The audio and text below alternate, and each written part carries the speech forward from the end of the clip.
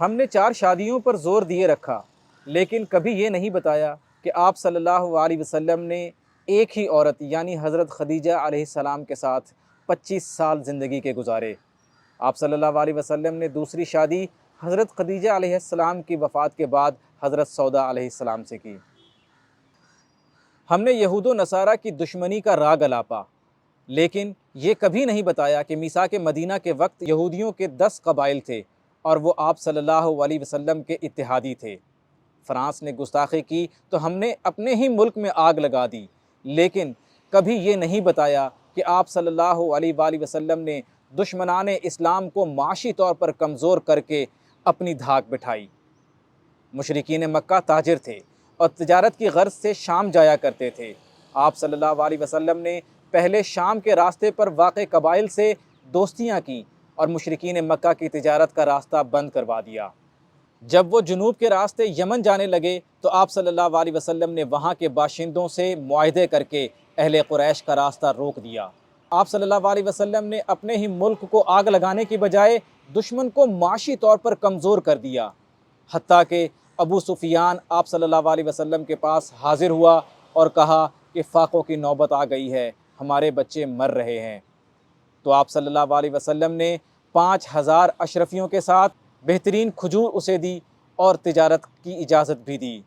یعنی اہل قریش جب دشمن بن کر آئے تو آپ صلی اللہ علیہ وسلم نے ان کی کمر توڑ دی، لیکن جب وہ بطور انسان رحم کی بھیک مانگنے آئے تو آپ صلی اللہ علیہ وسلم نے ان کی مدد کی۔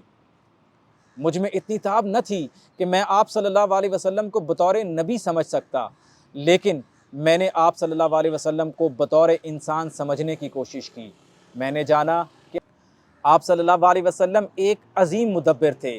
آپ صلی اللہ علیہ وسلم نے اپنی تدبیر سے صلح حدیبیہ جیسے معاہدے کیے جو بظاہر مسلمانوں کو کمزور کرنے والے تھے، لیکن وہی معاہدے آپ کے لیے فتح مکہ کا باعث بنے۔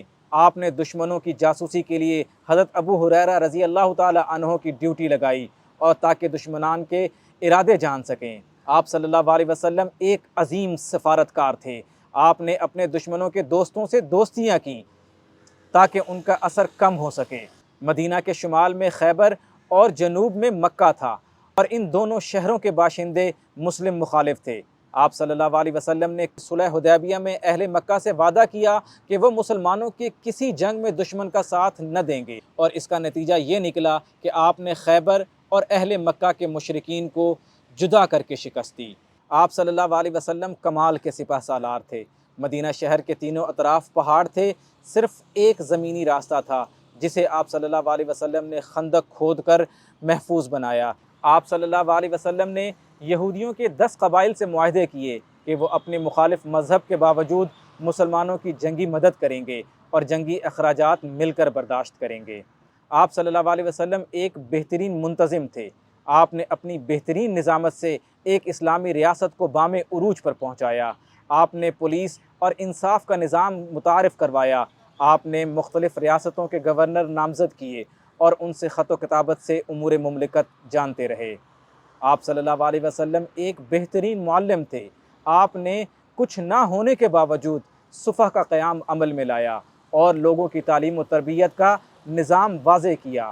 میں کیا، دنیا کا کوئی دانشور، کوئی فلسفی، کوئی محقق دنیا کے عظیم ترین شخصیات کو جاننے کی کوشش کرتا ہے تو وہ آپ صلی اللہ علیہ وسلم کو سب سے افضل جانتا ہے۔ آپ صلی اللہ علیہ وسلم بطور نبی معجزات سے نہیں بلکہ بطور بشر تنے تنہا ایک ایسے ریاست کا قیام عمل میں لائے جسے دیکھ کر قیصر و کسریٰ اور فارس کے محلات بھی انگشت بدنداں ہو گئے۔ پھر وہ وقت آن پہنچا کہ جب دنیا کا عظیم ترین انسان میدان عرفات میں لاکھوں کے جھرمٹ میں یہ اعلان کر رہا تھا، الیوم اکملت لکم دینکم، آج کے دن دین مکمل ہو گیا۔ گویا وہ بشری معراج پر پہنچ چکے تھے اور اس کے بعد یہ سلسلہ قیامت کے لیے بند کر دیا گیا تھا۔ دنیا کے عظیم ترین لیڈر، عظیم ترین سیاستدان، عظیم ترین سفارتکار، عظیم ترین مدبر، عظیم ترین سپہ سالار اور عالم انسانیت کے عظیم ترین معلم پر لاکھوں درود و سلام، کروڑوں درود و سلام، صلی اللہ علیہ وآلہ وسلم۔